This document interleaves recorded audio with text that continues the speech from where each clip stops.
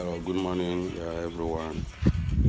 Yeah, this is just a clip of our Edpond construction, Beginner Farms Edpond construction in downtown city.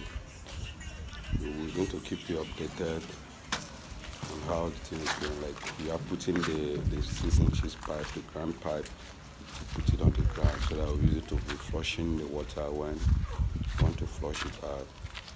So you can see we are still doing the digging. So I'll be updating you guys on the process on how to construct an earth pond.